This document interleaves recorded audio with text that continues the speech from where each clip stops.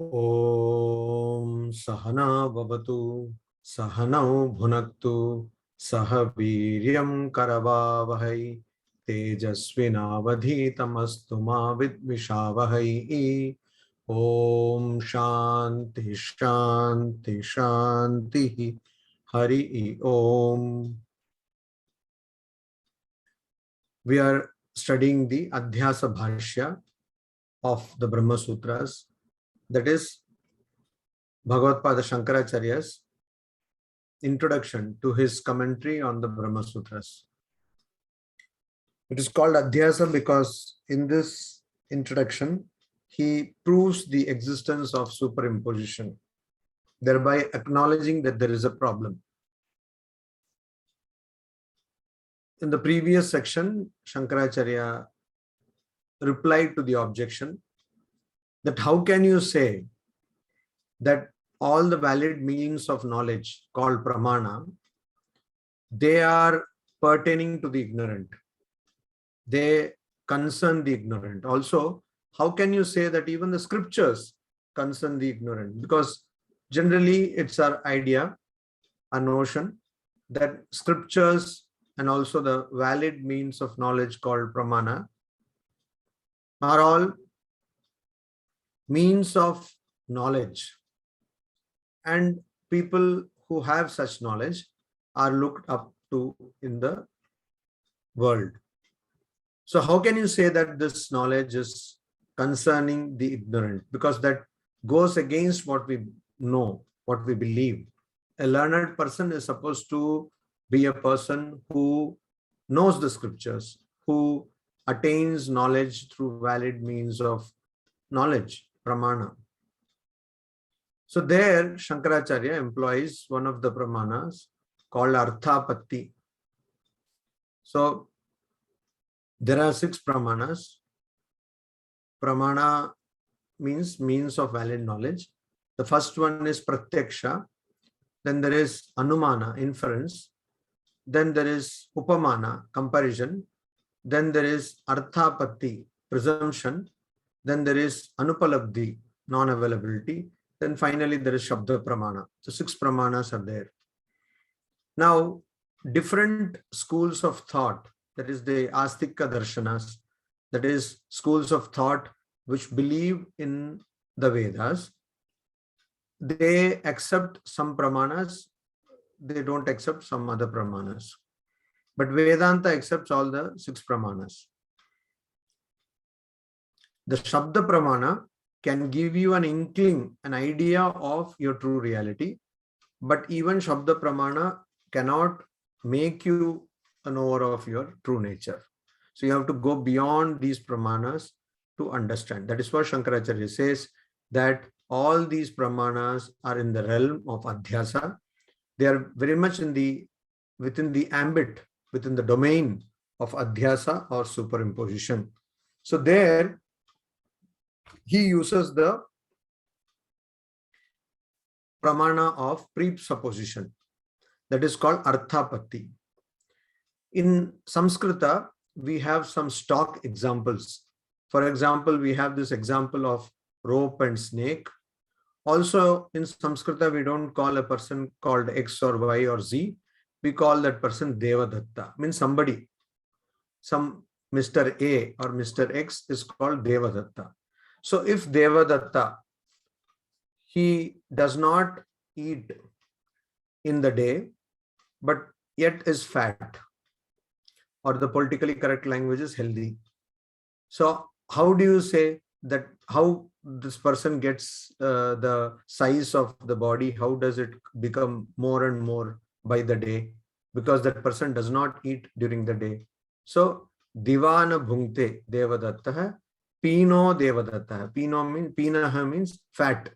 So a Devadatta who is fat does not eat during the day. So we safely conclude that this fellow is actually eating during the night. So that is presupposition, presumption. Arthapatti, arthasya apatti, arthapatti means there is a bringing or imposition of meaning, and that is called arthapatti. So Shankaracharya uses the same method. He says, you see, How is it possible that the sense organs can operate without there being a superimposition? So sense organs cannot operate without superimposition. And so whatever transactions take place in the world are all dependent on adhyasa or superimposition. And now he goes a step further. Shankaracharya, it is the characteristic trademark of Shankaracharya that he does not mince words. In his famous stotra, Bhaja Govindam, Bhaja Govindam, Bhaja Govindam, Mooda Mate, what he is essentially doing is he is calling everybody fools, stupid people. Bhaja Govindam, Mooda Mate. Mooda Mate means those who are ignorant or stupid or fools. Similarly, here also, he straight away now tells, Pashuvadi bihi cha avisheshat. In the matter of superimposition, there is avishesha, non-difference. There is no difference, no distinction between human beings and Pashuvadi bihi, animals and the like. So animal and the like means animals, etc. means animals, birds, worms, etc. So as far as superimposition is concerned, human beings fare no better than the other living beings. That's what Shankaracharya is saying. We are on a par with other living beings. Why? Yathahi, just like Pashvadayaha, animals, etc. Okay, so we can have a dose of humor. Somebody has said, Swamiji, Devadatta might not be eating in the night. He might be also suffering from thyroid. Now we are talking about a Devadatta who does not suffer from thyroid. Okay. So Yathahi Pashvadeha means just like animals and the like. Animals and the like means animals and other living beings. Shabdadi bihi, hearing, sound, etc. So sound, etc. means sound denotes, represents the sense experiences. So sound is one sense experience. Then there is sight, smell, touch, taste, etc. Sound, sight, smell, touch, and taste. These are the 5 sense experiences. So Pashvadayaha, animals and other living beings. Shabdadibihi, sound and other sensory experiences. Shrotradinam, that means using sense organs like the ears. So for sound, it is ears. For sight, it is the eyes. For touch, it is the tongue. For touch, it is the skin. For taste, it is the tongue. And smell, it is the nose. So there are 5 sense organs for 5 sense experiences, 5 kinds of sense experiences. So sound, etc., or sound and the other sense experiences received by or perceived by ears and other sense organs. Sambandhe sati, when there is a relationship, a connection between, a contact between the sense organs and the sense experiences. Shabdadi Vijnane, in the Vijnana or cognition or the knowledge of sound and other sense experience. Pratikule Jate, if it is something which is not favorable, Pratikula means unfavorable. If it is Jate, if happens to be Pratikula, unfavorable, what is unfavorable? The cognition or the knowledge received through a sense experience like sound or smell, sight, touch, taste. If it is pratikule, so you go to the dining hall and you see a very wonderful dish kept on your table. And the moment you put it in your mouth, you know that it is only looking wonderful. It is not at all tasting wonderful. Then you say, oh, full, and you throw it. That is pratikule jate. If the sensory experience goes unfavorable, what do? tato nivartante. You move away from that experience. Tataha. From there, you move away. Nivartante. You relieve yourself from that experience. Anukule. If it is favorable, cha pravartante. You go towards that experience, or you experience that experience, you enjoy that experience. So both human beings and all other living beings, they act accordingly. If somebody is hearing good music, then they go towards that. So music, you see, can be used to attract crowd. It can also be used to dispel crowds. Suppose your sound is such like wonderful, like a crows. So then you can be used for controlling crowd. So the moment you come to the mic and start telling something, everybody will run for their lives. Okay. So our senses are the objects of knowledge, and is consciousness beyond sense experience. So consciousness, somebody has asked this question, is consciousness beyond sense experience? Of course, consciousness is beyond sense experience. That is what we have been seeing all through. So if your voice is like sweet, like a crow's voice, then the moment you come on the microphone, everybody will run for their lives. Why? Because pratikule jate nivartante. The sensory experience, if it is unfavorable, people move away. People or living beings, all living beings move away. So there was this cat. In Hindi, there is a proverb. दूध का जला छाछ को भी फूंक फूंक के पीता है. Means if there is a cat and the cat was offered hot milk and the cat burnt its tongue. Now when the cat is offered even buttermilk, it does not eat it. It drinks it very carefully, cautiously. Why? Because once it has burnt its tongue. So pratikule jate, if the experience is, sensory experience is unfavorable, then afterwards what happens? That leaves an impression, bad impression on our mind. And so we try to go away from that particular experience, whatever experience it may be. That is why many people don't want to study the Brahma Sutra, because sometime in the past they might have studied or tried to study, and it was so confusing and so bewildering that they said, Baba, we will not read Brahma Sutra. I have taken this oath that I will not read this Brahma Sutra because it is so difficult. And also before you start the study itself, many people put ideas into your mind. Brahma Sutra, it is so difficult. Nobody can understand. It is written in Sanskrita. So how will you know Sanskrita, etc. So pratikule jate, the moment you are given this kind of a idea, immediately you say, I will not read Brahma Sutra, Baba. What is the necessity? Let me go to WhatsApp University and read forwarded messages, because it will help me in getting moksha. Pratikule jate. And anukule jate pravartante. If it is favorable, you go. You get good smell is coming from the kitchen. And you are trying to understand what this Swamiji is saying about Brahma Sutra. But after one point, what will happen? That is called tipping point by Malcolm Gladwell. The tipping point, when it comes, then you will immediately leave all Brahma Sutra and go to the kitchen.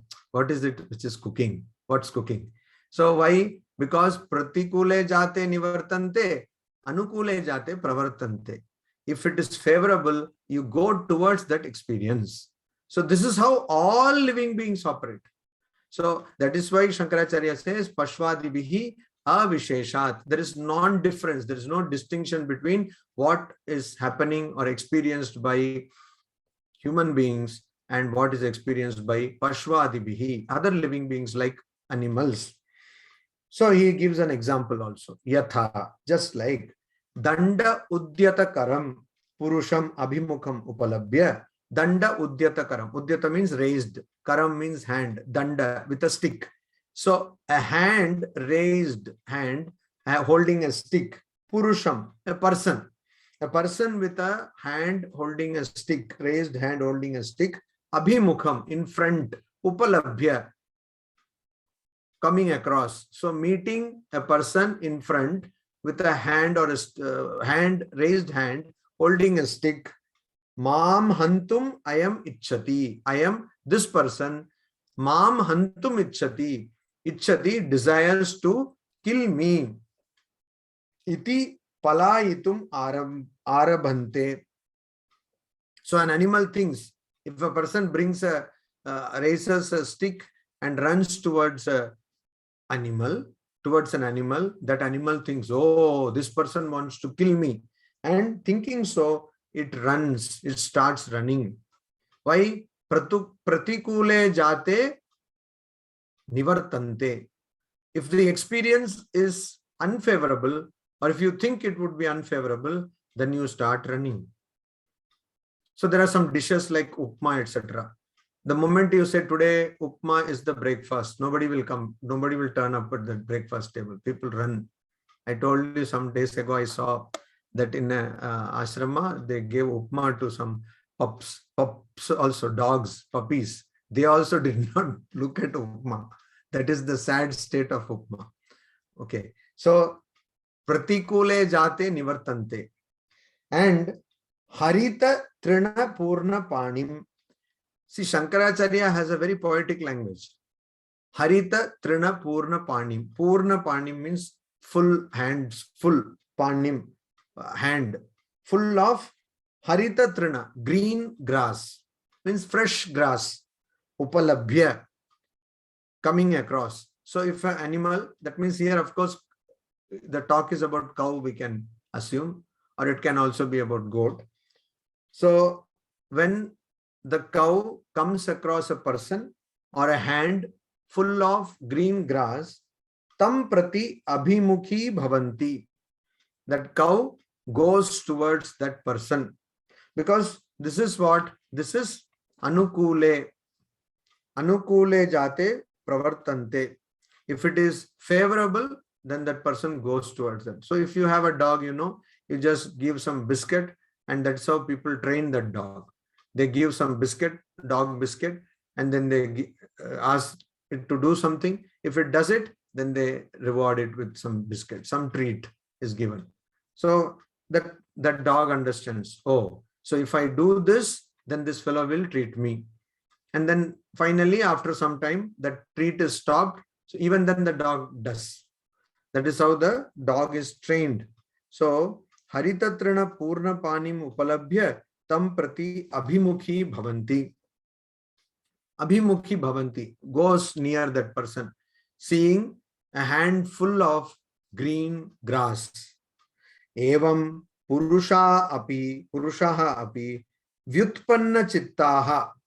So similarly, purushaha api, human beings also, vyutpanna chittaha, people who have common sense or who have some sense, cultivated mind. Vyutpanna chittaha means matured mind, paripakva chitta, matured mind. All this matured mind, people with common sense or some sense, are all very rare to find. But that is what is given as example. So people who have some maturity, what do? Krura drishtin, a person with terrible krura, terrible kind of or fierce looking drishtin, akroshatah, and also coming with full of anger. Akroshatah, a person who is fierce looking and coming with akrosha or shouting, making a lot of noise. And also how khadga udyata karan, coming with hands raised with a sword in the hand. Sword in their hands, balavata hai, and also who are strong, who are physically strong, upalabhya, on coming across or observing such a person. Then what do? Tataha nivartante. They move away from that place. They go away from that place. Tataha nivartante. From them, they go away. Now this sword and all these things are not necessary. Now if there is a revolver also, people will go away. Or maybe suicide bomb. They will just open their vest and show, see, full bomb. So they will run. So, or if they say I am corona positive, even then they might run. We don't know. For whatever reason, they will run. One of the things which is so saddening of this COVID pandemic is how people who are COVID positive are being treated. So a lot of discrimination, much discrimination is going on with COVID positive people. That we have to understand and we have to avoid that. So here, in the case of human beings also, evam, just like that, similarly, purushaha api, in the case of human beings also, what is happening? If we find a person, people who have some sense, who have common sense, if they come across krura drishtin, person who is fierce looking, very fierce looking, akroshatah, and is shouting and angry, and that person has a udyata karan, raised hands with sword in their hand, balavata, and very mighty, means very big, well built, upalabhya, coming across that person, tataha nivartante, they move away from that person. Tad viparitan prati pravartante, and opposite to this, if there is any person, they go to that person. Opposite character, like opposite character means a person is smiling. So here is krura drishtin, fierce looking. That person is so nice looking, so congenial or amicable, smiling, and that person is saying namaste or how are you, etc. If that person is saying like that, then people will naturally want to have some kind of conversation with the person like that. So tad viparitan means a person who is not attacking you but welcoming you. You would like to talk to that person. So prati pravartante, you go towards that person. Atah, therefore, samanah, same pashvadibihi purushanam pramana prameya vyavaharah. Therefore, we can safely conclude, says Shankaracharya, that samanah, it is the same. What is the same? Pashvadibihi, animals and other living beings, purushanam. In animals and other living beings, they also have the same approach to pramana prameya vyavaharah, to the functioning vyavaharah, functioning of pramana, means of knowledge, and prameya, the object of knowledge. So as far as animals and other living beings are concerned, they have exact same approach towards means of knowledge and objects of knowledge. Pramana prameya vyavaharah. So here there is a corollary. There is a byproduct here. What is the byproduct? If we are only talking about the empirical reality, if we are only talking about valid means of knowledge which are obtained by the sense organs, then there is no difference between us and other living beings. There is no difference between us and other living beings. A human being becomes greater only when the human being tries to realize one's true nature, which is also called Brahman or Atman or God or Bhagavan. Unless we do that, logically speaking, we have no difference between us and other living beings. So even an ant is doing the same thing, roti, kapda or makan, food, shelter and clothing. A pig is also doing the same thing. A human being also who does not have any aspiration, who is not aspiring to understand one's true reality, is also doing the same thing. And let us remember that Shankaracharya in the previous section told us that even reading the scriptures or doing, he is not telling that, but reading the scriptures and also reading the scripture he is telling, but also doing PhD falls under this. This PhD he is not telling, because maybe at that time the PhD was not there. Now people make such a big fuss of PhD. There is one PhD which can be easily done. I don't know how many people know that. So even if you have passed 8th standard, you can do that PhD. That is called Pizza Hut delivery. That one PhD is there. It's Pizza Hut delivery. If you did not know, I'm just passing on this valuable information.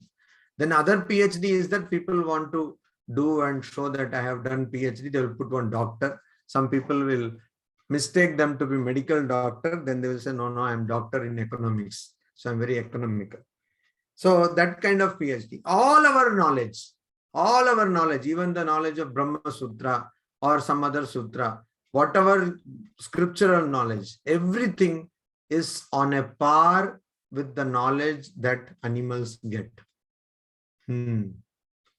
All of you might be thinking, definitely this is not what we wanted to learn at 9:57 or 58 in the night. We are putting on so much effort to learn Brahma Sutra, and Shankaracharya is saying, at least Swamiji is saying that Shankaracharya is saying that our knowledge is on the same level like animals. But that is a fact actually. If you logically think, that is true.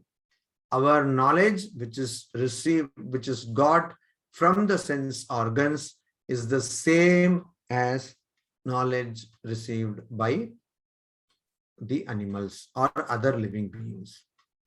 So our evolution is only true in the case of God realization or self-realization, when we try to understand who we are. And that is why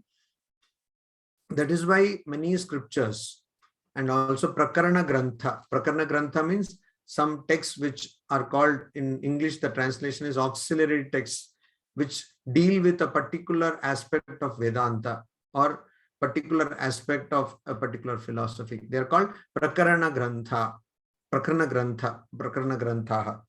So these Prakarana Grantha, like Viveka Chudamani, there also Shankaracharya emphasizes the importance of human birth. Why? Because only as far as we know, only a human being can think of self-realization, going beyond the body, mind, prana, intellect, and Anandamaya Kosha. Only a human being can think. So unless we do that, Samanaha Pramana Prameya Vyavaharaha, the functioning of the object of knowledge and the person who knows it and also the means of knowledge is same as far as human beings are concerned. Purushanam Pashvadibihi, as far as human beings are concerned, and also as far as animals and other living beings are concerned. That is why we have to go beyond empirical reality. We have to go beyond the sense experience. So sense experience, when we say, we have to remember it is not beyond, it's a sense experience, not sensual experience. Many people think sense experience means somebody is drunk totally like that. They imagine, oh, I am so nice. I am not like that. No, sense experience means all experiences received through our sense organs. So whatever you see, whatever you touch, whatever you smell, whatever you hear, whatever you taste, everything comes under this sense experience. Pashvadinam cha prasiddha aviveka purasara pratyakshadi vyavahara. Pashvadinam cha, and as far as the animals and other living beings are concerned, prasiddha, it is well known, aviveka purasara, because of non-discernment, because of the inability to differentiate the real from the unreal. Differentiate the real from the unreal. Pratyaksha adi vyavahara, the vyavahara or activities related to pratyaksha adi, direct perception. That is the first pramana, pratyaksha. Then adi, anumana, upamana, arthapatti, anupalabdhi, shabda. All these pramanas, related to them, whatever activities are done, tat samanya darshanat, that we see that because they have aviveka purasara, they are not having discernment. They are unable to discern. So they are unable to discern.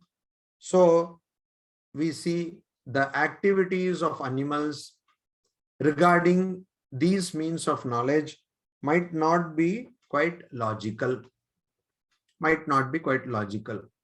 because they are unable to properly discern. They are unable to use the faculty of viveka. That means nitya anitya vastu viveka. They are unable to discern the real from the unreal. Now, though Shankaracharya says this, maybe Shankaracharya felt, oh, people will think, oh, we are human beings. He is telling like this, that we are on a par or on the same footing as animals and other living beings. So he is just trying to pacify, because we know for a fact that many people, what do? They behave like animals. Many people, they behave like animals. Though they are human beings, they behave like animals. And so that is what we see. And so Shankaracharya, at best, we can say that he is pacifying us. He is consoling us. Then he says, Tat samanya darshanat vyutpatti matam api purushanam pratyakshadi vyavahara tat kala samana iti nishchiyate. So immediately he is getting back to his original standpoint. He says, you see, we know that the animals, because they lack the faculty of viveka, they are unable to discern the real from the unreal. And so they don't act logically as far as matters of pratyaksha pramana and other 5 pramanas, that is means of valid knowledge, are concerned. They are unable to act logically, that we know. But tat samanya, what we see, tat samanya darshanat, we also observe that there is a samanya, that is a similarity among people, vyutpatti matamapi, people who are supposed to be learned. So in the case of learned people also, supposed to have common sense, supposed to have maturity. Even in the case of such people also, purushanam api, even in that, there also, vyutpatti matam api. Mata means intellect or mind, cultivated mind.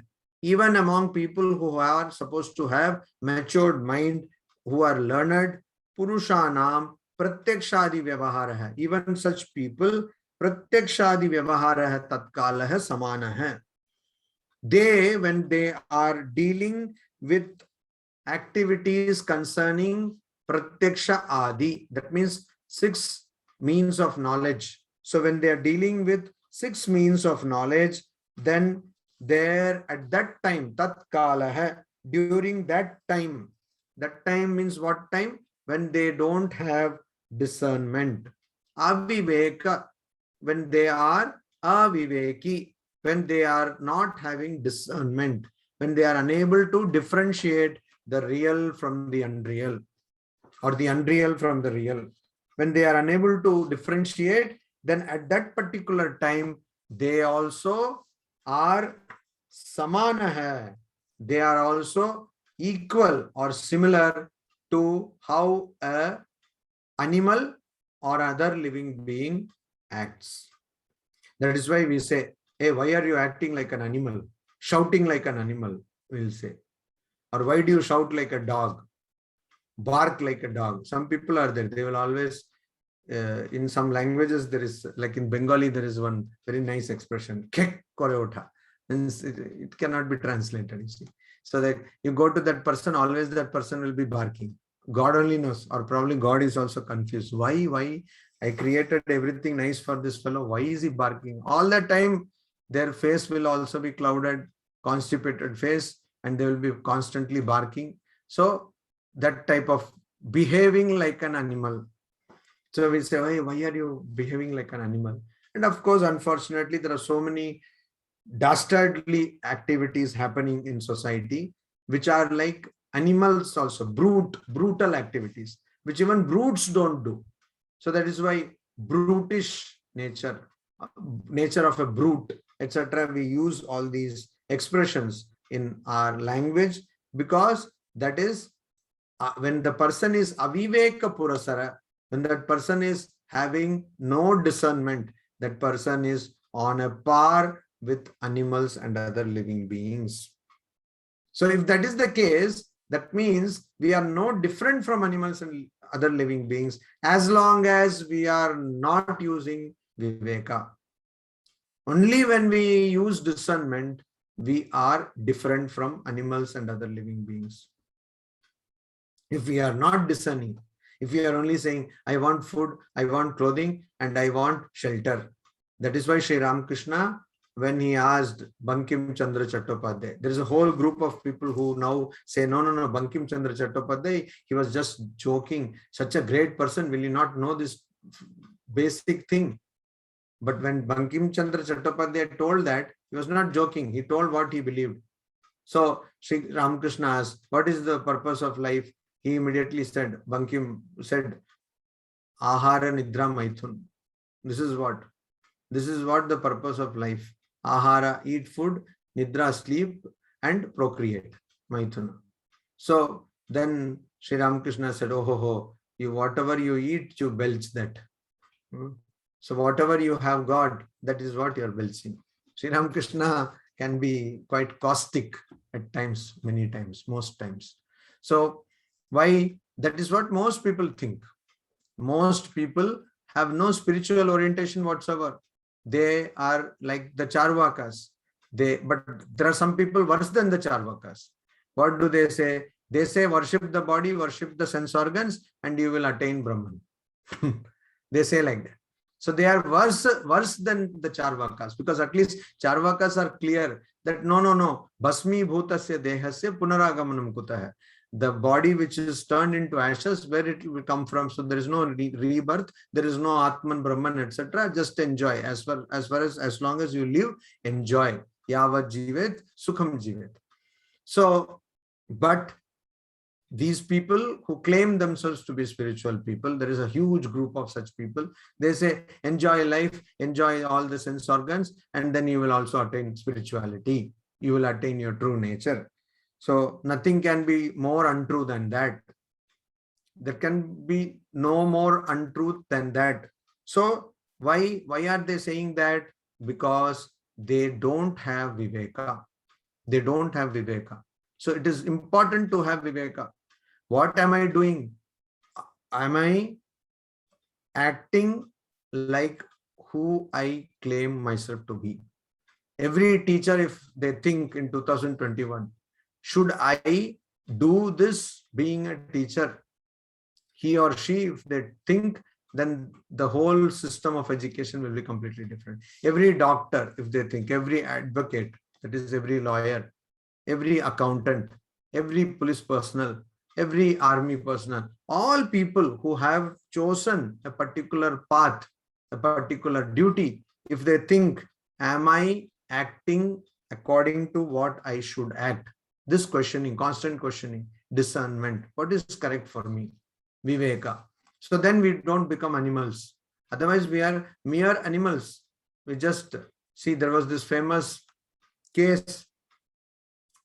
So, Nirbhaya case, where the poor girl was brutally raped.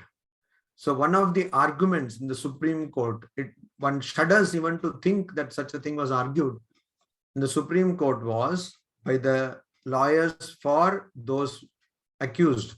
The argument was that if a dog is thrown some bones, will not the dog eat those bones? Imagine, Supreme Court, the highest place of law in the country, their lawyers have argued like this. It is all there on the internet, available freely. Everybody can see their wonderful arguments.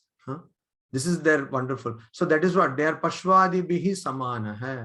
When somebody talks like that, they are no different from animals. So actually the lawyer, by saying so, is comparing his client to dogs.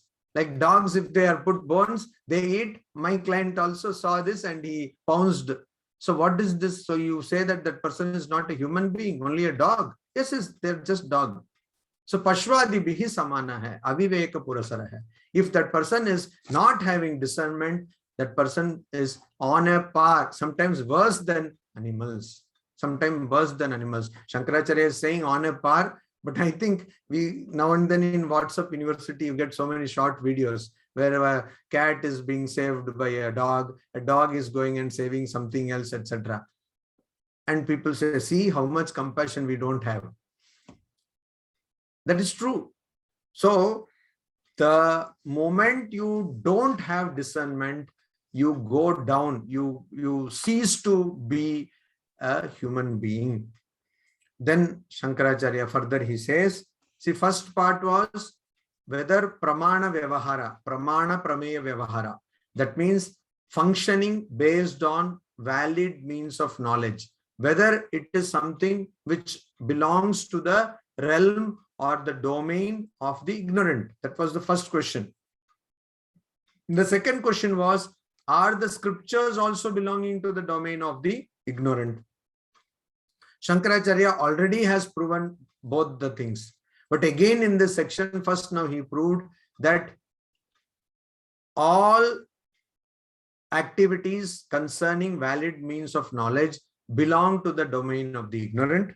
Now he is further going and proving that all the activities concerning with the scriptures, Vedas, they also belong to the domain of the ignorant. There also superimposition is there. Without adhyasa, without superimposition, one cannot even study the Vedas or the Shruti.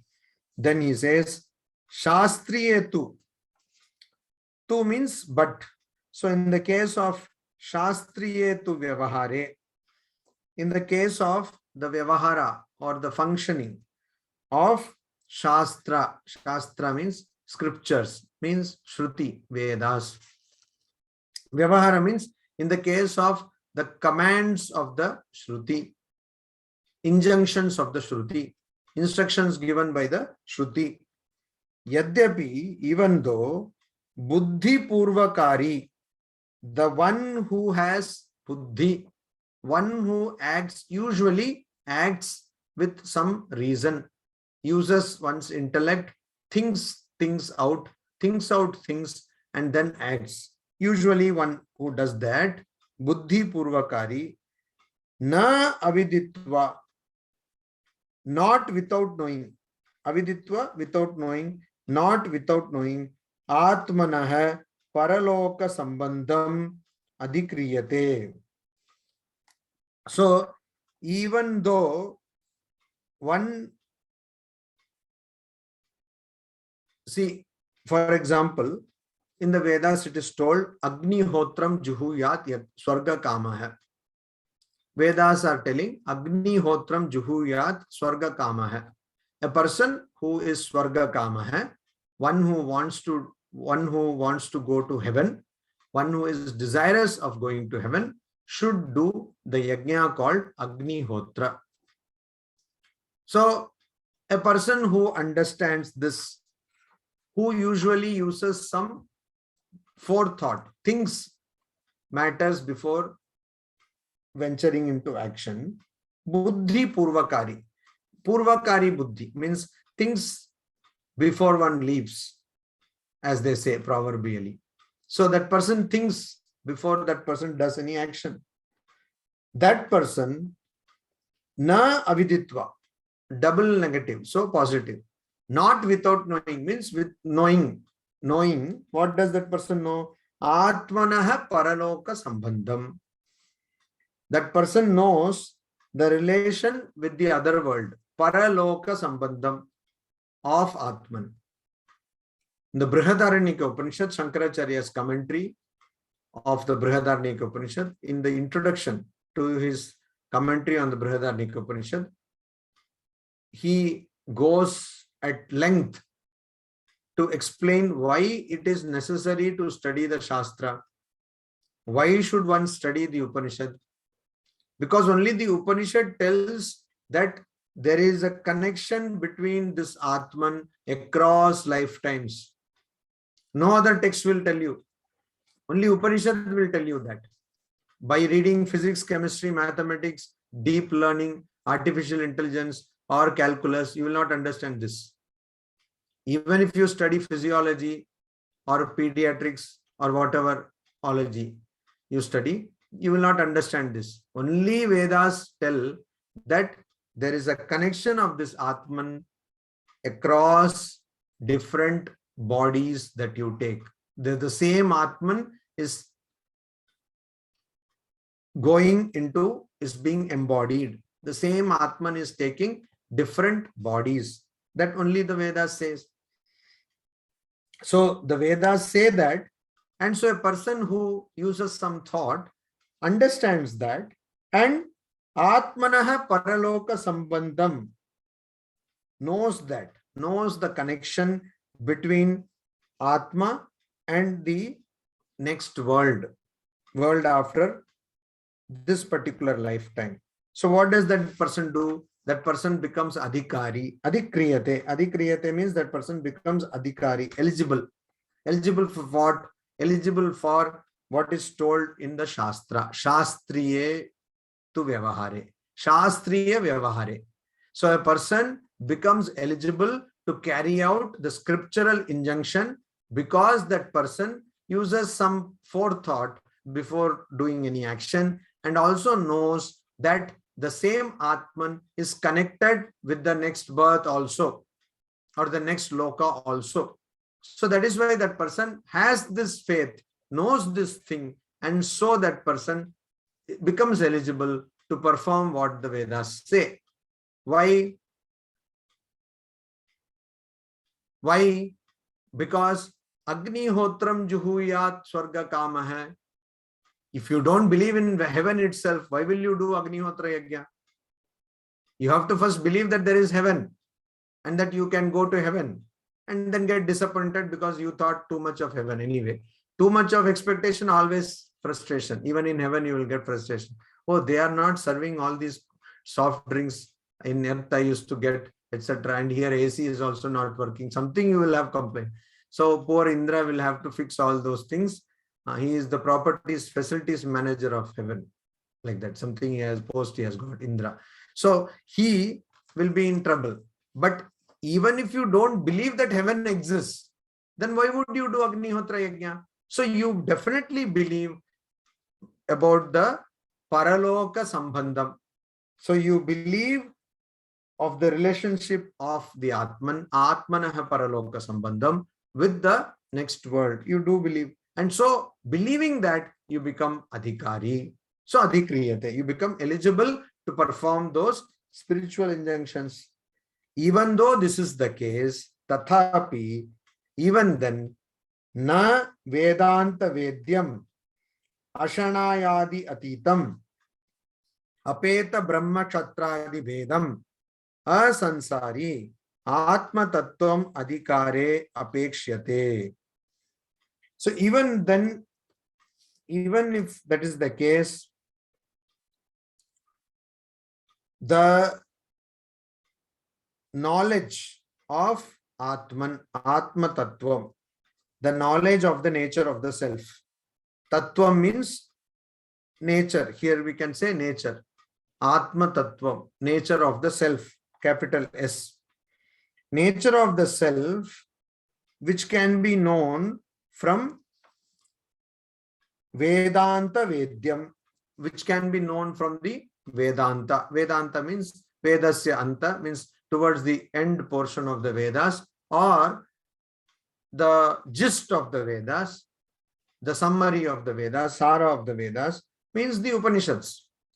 So about Atman, one can know from Vedanta or the Upanishads. And it is what? It is Ashana Adi, Ashanayadi Atitam. It is free, Atitam. It is beyond. It is beyond Ashana. Ashana means hunger.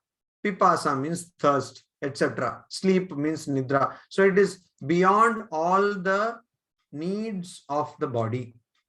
So it is beyond hunger, it is beyond thirst, it is beyond sleep, etc. Apeta Brahma Kshatradi Vedam.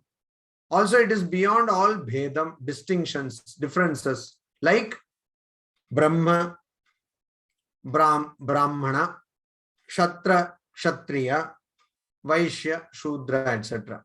Guna, Karma, Vibhaga.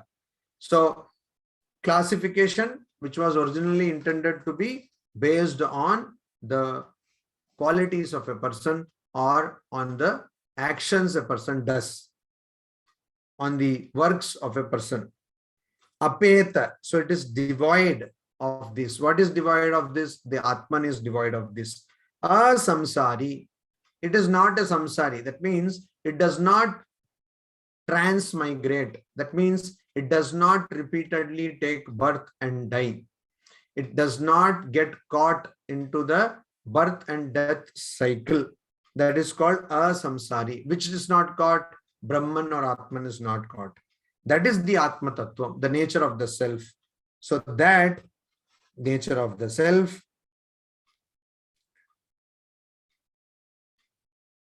that is not required. This knowledge is not required to be eligible to perform scriptural injunctions. That knowledge is not necessary to perform scriptural injunctions. Or it can be opposite also. If you know that you might not be performing scriptural injunctions. Suppose you know that you are Atman. Why would you perform scriptural injunctions?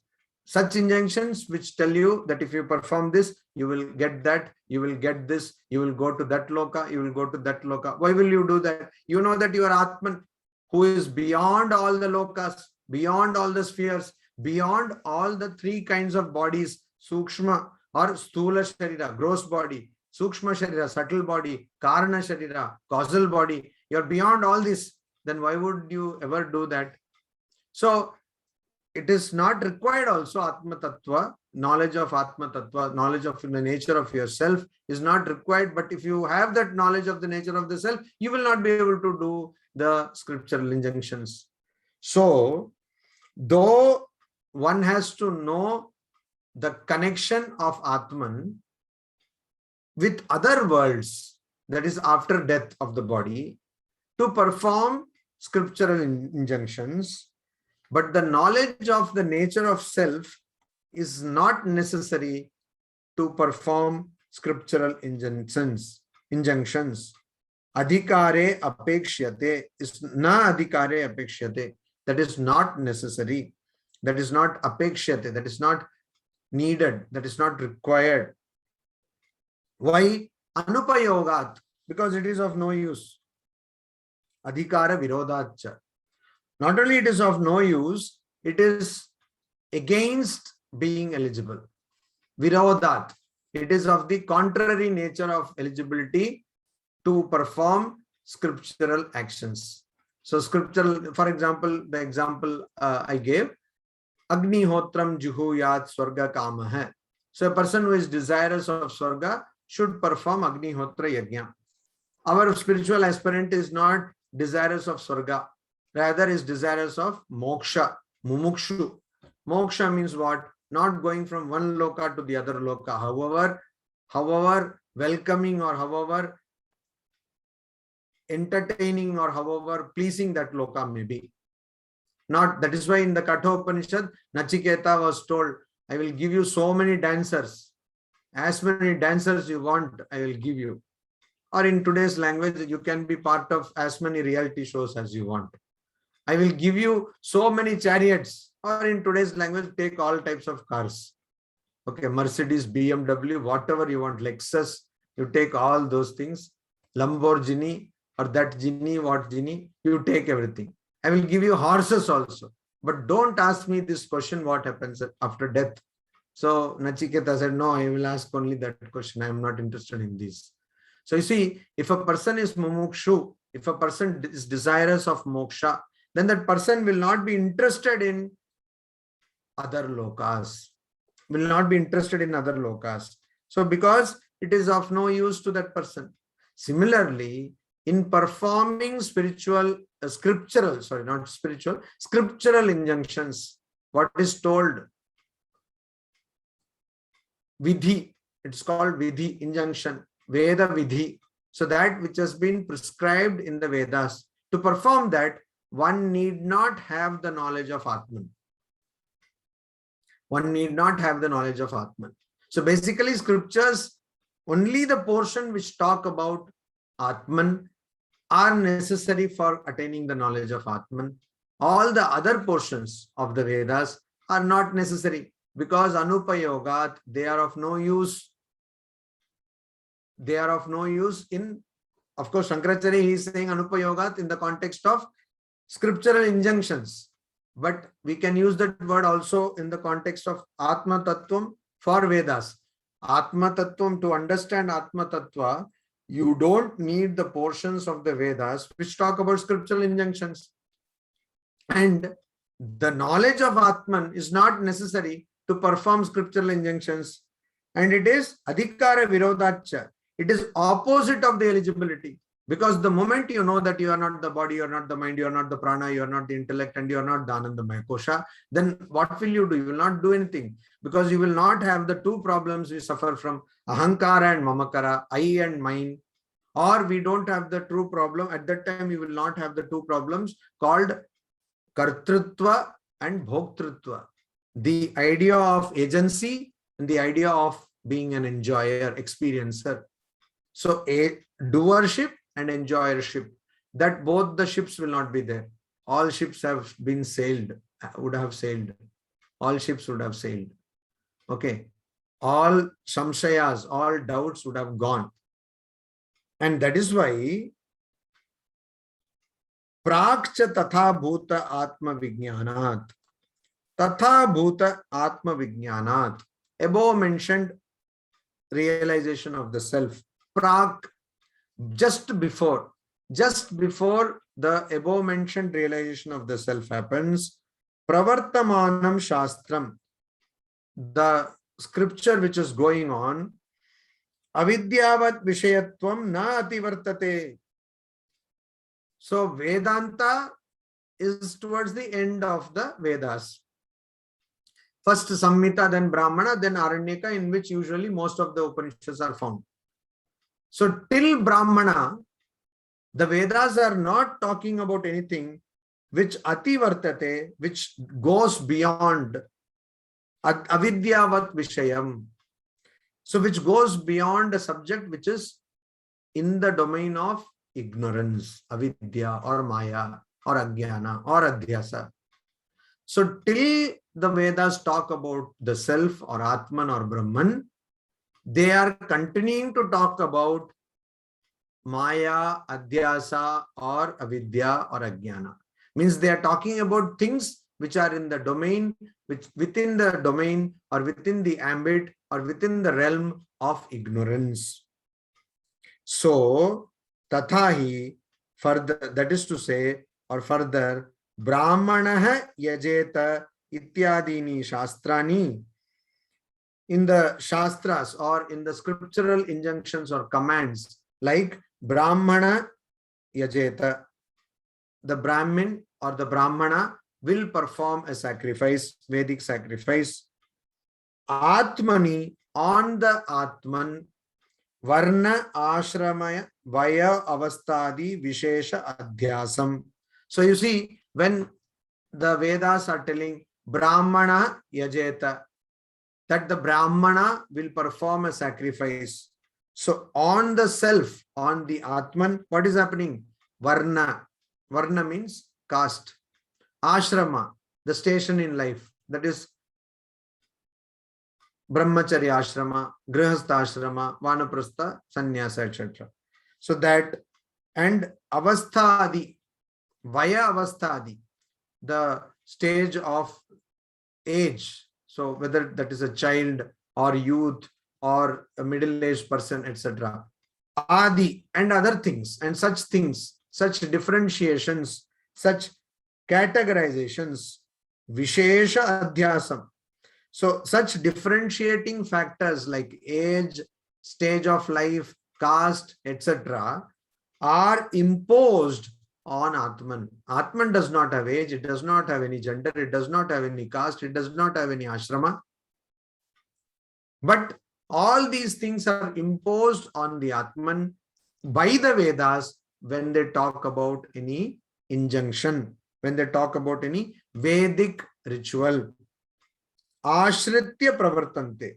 So just before they talk about the knowledge of Atman, just before they talk about Atma Vijnana, the Vedas, they talk about all scriptural injunctions, vidhi or nisheda, prohibitions. So wherever Shankaracharya is saying injunctions or shastra, it includes both injunctions and prohibitions, vidhi and nisheda. Whenever the Vedas, they are proclaiming an injunction or a prohibition, they are superimposing the concepts like age, caste, stage of life, etc. on the Atman. And it is based on this superimposition, ashritya, depending on such superimposition, that they pravartante, shastraha pravartante, means they act. What act? The Vedas act. So here, with great brilliance, Shankaracharya has proved that pramana prameya vyavahara, that means the functions or the activities of valid means of knowledge and object of knowledge are on a par with animals, and also for that we have to have superimposition, adhyasa. That is a precondition, it is necessary. And also similarly he proves that in order to study the Shastra or in order to follow the Shastra also we need superimposition. So superimposition is a must in all our dealings in the world, both secular and sacred. That's what he's saying. You cannot say, oh, secular things we need superimposition, but the moment I go into the temple there is no superimposition. No, that's not the case. Or the moment I open Brahma Sutra, I suddenly go beyond Adhyasa. No. As long as you have not realized your true nature, Atma Vijnanat Prak, just before, till that moment you realize your true nature, you are constantly in the realm of avidya. You are constantly in the domain of Maya. That is what is being told by Shankaracharya. Om Shanti Shanti Shanti Hari Om Tat Sat Shri Ramakrishna Arpanamastu. Are there any questions? Swamiji,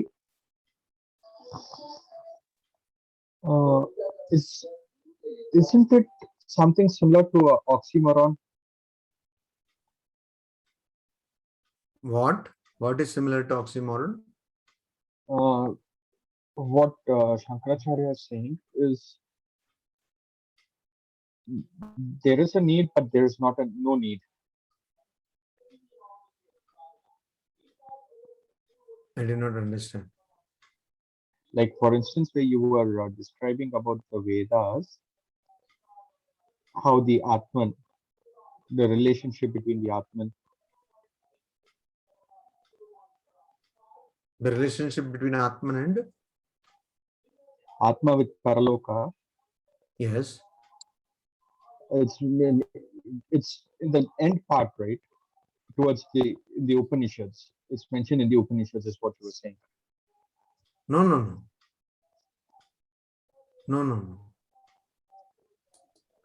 What is your name? Tarun Swamiji.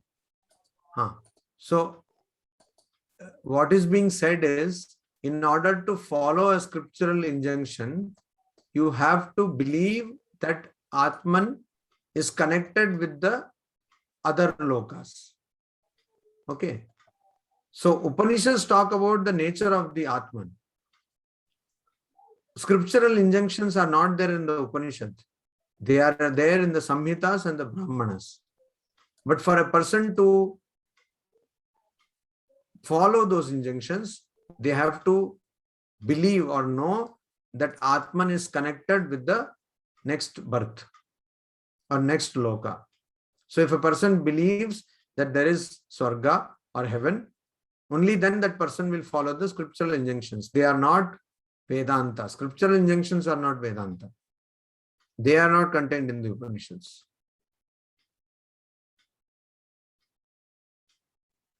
So here, in a way, huh? is it contradictory? What is contradictory? That the part where you said that you need it, but you don't need it, or at least that's what I understood. No, I never said you need it, but you don't need it. I never told anything of that nature. No, what do you find contradictory? What is that you thought is contradictory? What I felt was how do I put it? That the connection of Atman with different bodies. That is needed to perform the duties or the injunctions of scriptures. So that is what Shankaracharya is saying. That is that scripture, performing scriptural injunctions falls within the ambit of ignorance, Maya. So a person will get the knowledge of Atman only from the Upanishads. For that, you don't need to have this knowledge of scriptural injunctions. For scriptural injunctions, you need to have the trust or the belief that the same Atman will get a different body or a different experience in the next birth. Otherwise, why will a person will perform yajna to attain heaven? But you don't need to perform a yajna to attain moksha. So what Shankaracharya is saying is, if you are performing what is written in the scriptures, not the Upanishads, the other part of the scriptures, that is the Vedas, then for that superimposition is necessary. So he is not saying that it's not needed. What he's saying is, whatever we do in this world, whether it is connected with the Vedas or not connected with the Vedas, everywhere we are using superimposition. He does not say that it is needed but not needed. Like that is not saying. Thank you so much. There is one person who is asking, are senses are the objects of knowledge and is consciousness beyond sex experience? Of course, that has been told. Because PhD knowledge is avidya and knowledge Shankaracharya is talking about is unlearning. It's not unlearning, it is going beyond learning. We may play on words, but that is not what Shankaracharya is not talking about unlearning. It's a very modern thing and a fashionable thing to say, but Shankaracharya or the Upanishads talk about going beyond our so-called learning, transcending learning, not unlearning. How and where we can apply Brahma Sutras in human life? Everywhere you can apply. If you know that you are the Atman, you are not the body and the mind, then you will not suffer. See, you will become what is called in Samskrita, Tatastha. You will be an observer. You will not suffer. You will have all the qualities of a Sthita Prajna as described in the 2nd chapter of the Bhagavad Gita. If you apply, if you know very well that you are not the body, you are not the mind, you are not the prana, you are not the intellect, you are not the Annamaya Kosha, then all sense experiences will become senseless to you.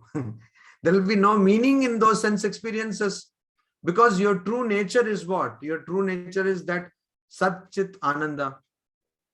So every time you can apply, at all sphere you can apply. And for this person, I have an advice. In digital world, when you type in caps, it means you are shouting. So please don't shout, just type in ordinary small case. If we know that we may show interest to study Brahma Sutras, of course, I hope you understand that after coming to the Brahma Sutra class, you are telling this. What is the goal of studying Brahma Sutras? The goal of studying Brahma Sutras is to, I have told this in the introduction class itself, and it is there in YouTube. You can please go and see that. The goal of studying Brahma Sutra is to reaffirm what we have understood from the Upanishads. Just like a pole is erected and it is shook left, right like that. And then again more cement or sand is put in the pit so that the pole will be firmly placed. Similarly, whatever we have understood from the scriptures, from the Upanishads, we use that, we analyze that understanding using reason, logic, and make our understanding firm. That is why Brahma Sutras have to be studied.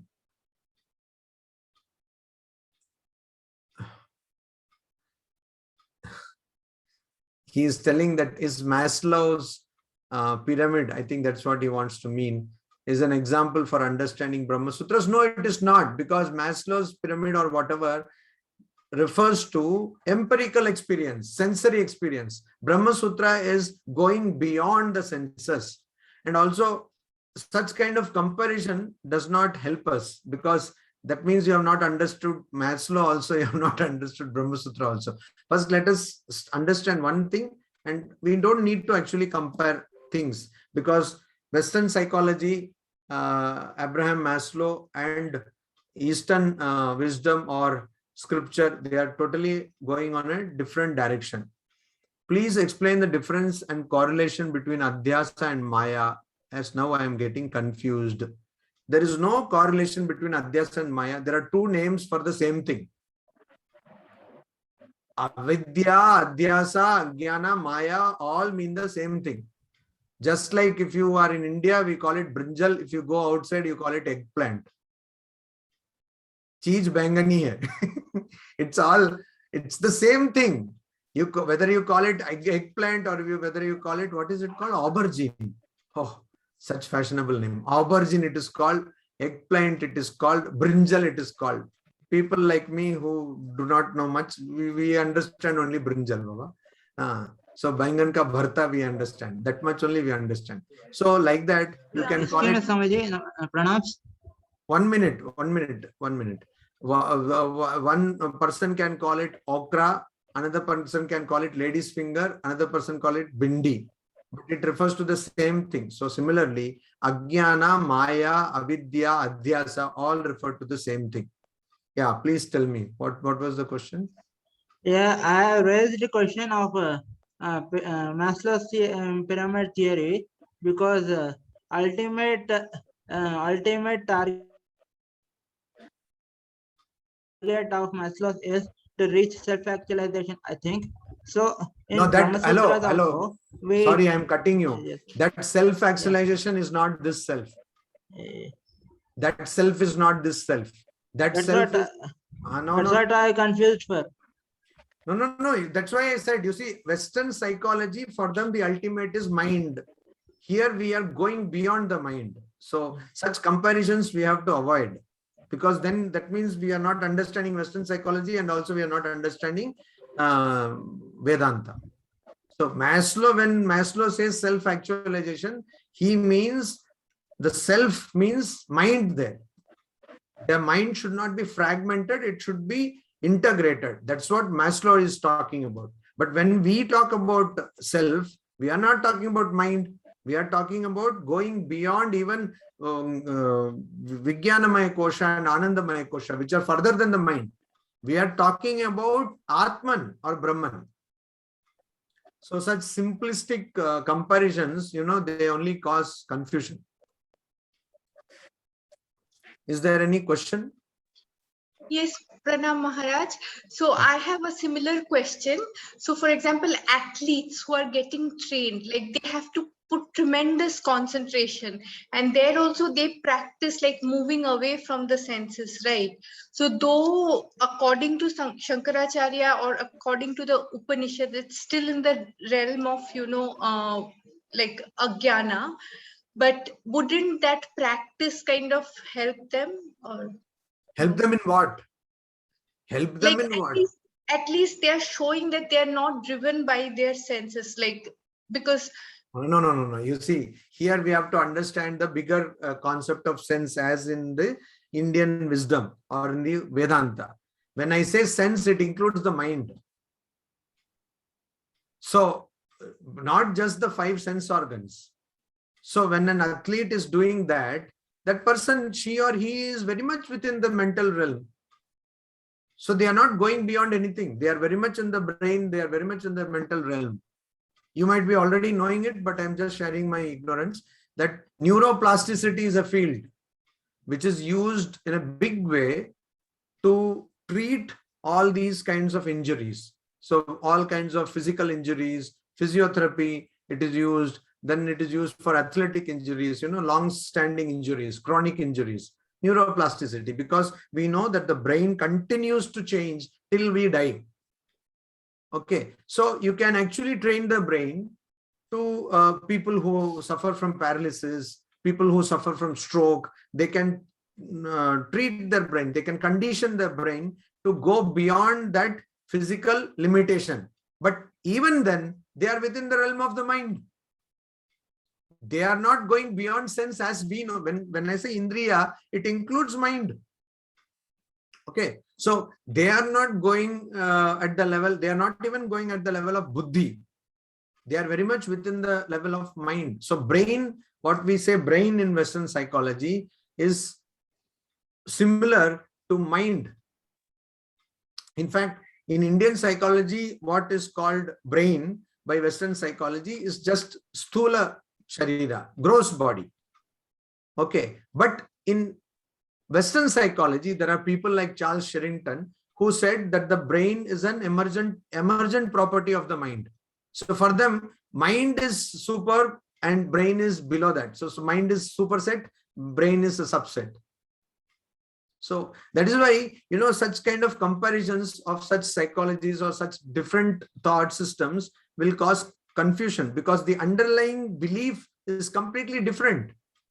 Underlying belief is the hypothesis from which the Western psychology starts is completely different. And the hypothesis with which Indian psychology or Patanjali's psychology starts is completely different. We need to understand that. Is there any other question?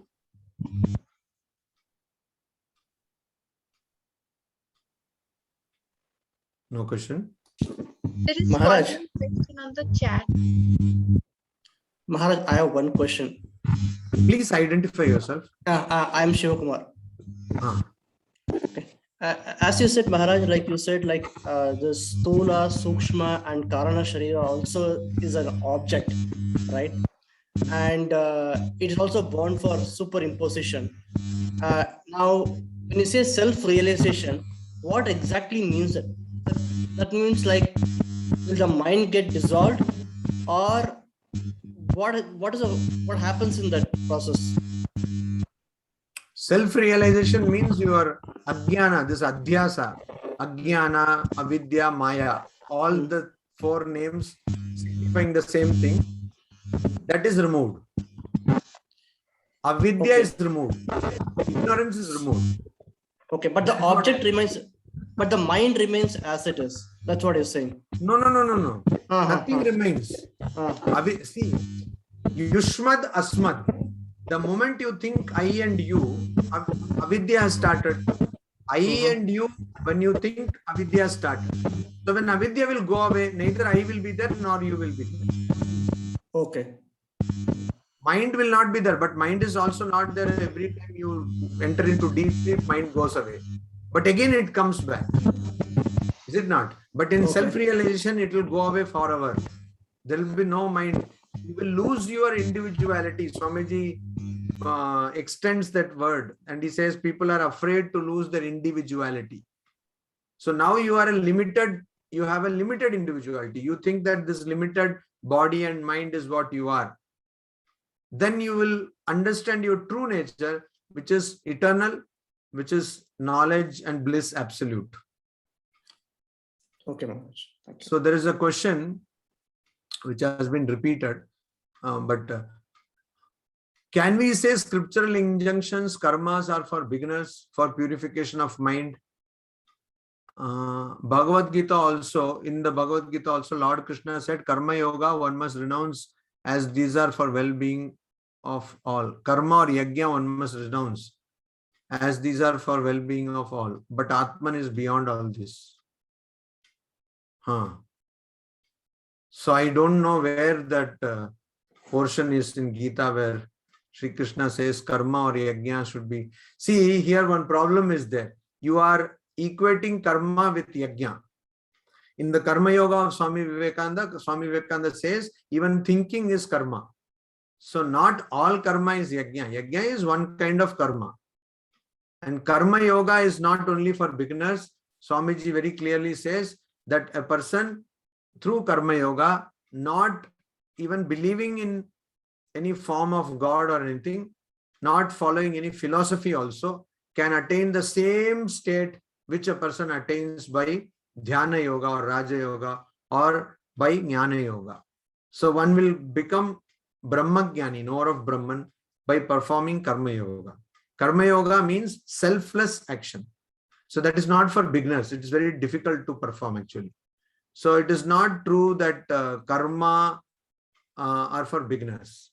Now, if you are telling about Kamya Karma, that is scriptural injunctions where you do something for fulfilling your desires, that is a Kamya Karma. That means it is done by a person who has some desires. Now, that is also not beginning of spiritual life. If a person is performing karmas to fulfill one's desire, that person's spiritual life has not yet begun. That person's spiritual life has not begun. Swamiji, you said thinking is also karma. I have not said. Swami Vivekananda said that in the Karma Yoga book called Karma Yoga. He says thinking is also karma. Yes. So what is the question? There is no question. So that karma means, Karma Yoga means you do all your karma selflessly. Even thinking you do selflessly. No, Swamiji, the question actually, you answered it before I could finish typing it out.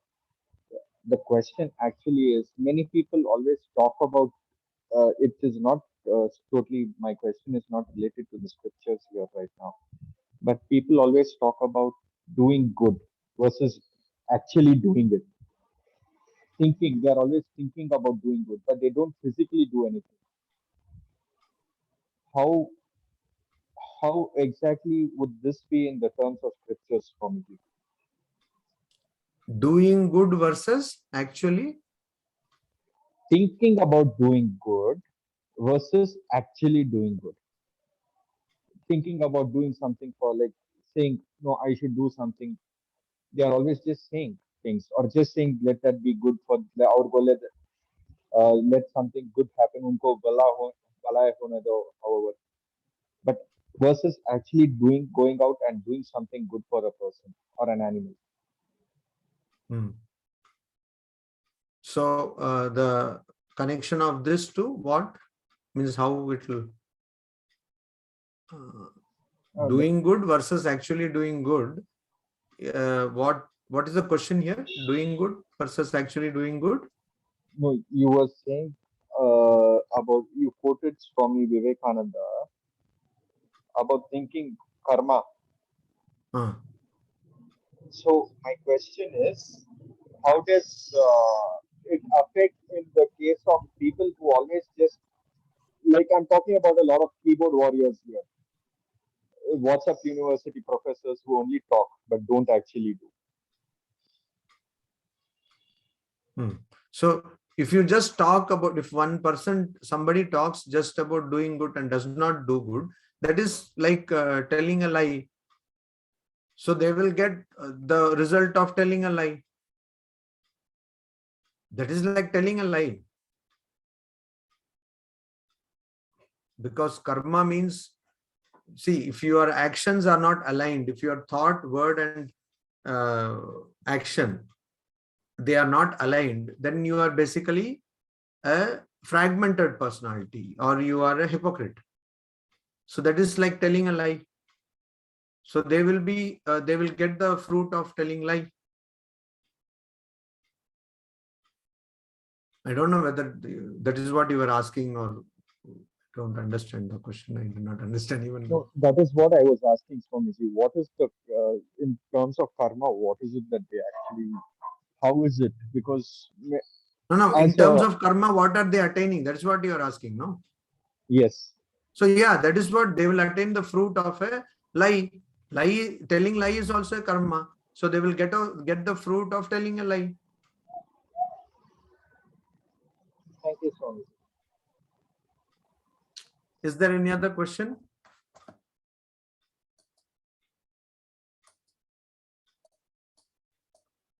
Nobody has any question.